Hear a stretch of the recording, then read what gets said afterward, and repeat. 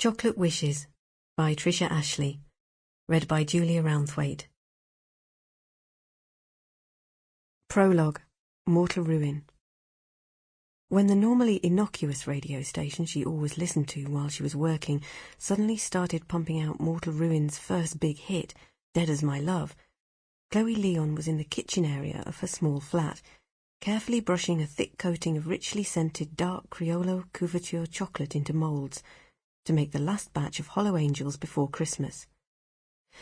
That seemed pretty appropriate, because a Hollow Angel was what Raffy Sinclair had proved himself to be, but it meant that it was a couple of minutes before she had a hand free to reach across and snap down the off button.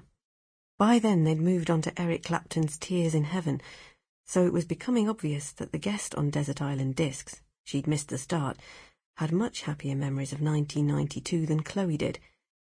In fact, she'd take a bet on the next song being Whitney Houston and I Will Always Love You, and that really would finish her off.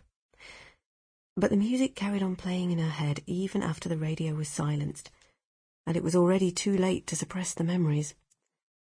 The dark, viciously searing tide of anger and pain at Raffy's betrayal was rushing in as sharply as if it had all happened yesterday, and she was once again that love-struck 19-year-old, thinking she'd found a kind of magic more potent than any of her grandfather's chants, charms and incantations. She'd loved that Clapton song, though Raffy teased her that it was mawkish. But then, as well as being keen on Nirvana, he'd had a worrying penchant for Megadeth, and older bands like Iron Maiden, Judas Priest and Black Sabbath, all of which influenced the lyrics he wrote for his own band, Mortal Ruin. This obsession with the dark side was part of the reason why she'd never mentioned her grandfather to him. He might have been too interested had he known about her connection with Gregory Warlock. But actually there had simply not been enough time to explore their family and backgrounds, since they'd met and fallen in love at the start of her first university term, and those few weeks spent intently engrossed in each other encompassed the whole span of their relationship. It wasn't surprising that she loved him at first sight. He was tall and handsome, with long black curling hair, a pale translucent skin, and eyes the greeny blue of the Caribbean Sea in a holiday brochure. But he'd seemed as transfixed as she was. And anyway, the tarot cards, when she consulted them, had told her that change was coming, and she would meet her soulmate, so she'd naturally assumed he was the one. Big mistake. She hadn't believed it was the end, even after that final argument on the last night of term, when he'd told her he and the other 3 Mortal Ruin band members had decided to gamble their futures on a recording contract, and he'd asked her to go with him, rather than head home for the holidays as she'd intended.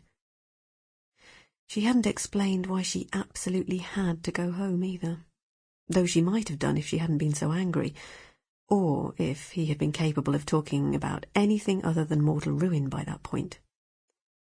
If only she'd known she wouldn't be going back for next term. If only they hadn't had that final bitter argument, so she never even gave him her home address. There was a whole series of ifs, but they probably wouldn't have made any difference in the end, because he turned out to be so not the man she thought he was. A hollow angel, dark and handsome on the outside, an emotional void within, a Lucifer echoing with false promises. Of course she hadn't known that then. Looking after Jake, her baby half-brother, while waiting for her mother to come back from her latest fling, she'd had plenty of time to worry about what would happen when Raffy finally got her letter. She'd sent it via her former roommate Rachel to hand to him when he came to his senses and went back to look for her. Because, despite their last argument, she'd been quite sure of his love, and that somehow they would find a way of being together, of working things out. He'd told her he loved her often enough. Even in her darkest moments she'd believed that, right up to the day she received the note from Rachel, telling her that Raffy had returned briefly at the start of the new term, and she had given him the letter, but after reading it he'd simply crumpled it up and shoved it in his pocket without comment. She hadn't needed the tear-stained confession on the next page to know how easily and quickly he had replaced her, or how little she meant to him. Out of sight, out of mind. It was not so easy for her to forget him. Sample complete. Ready to continue?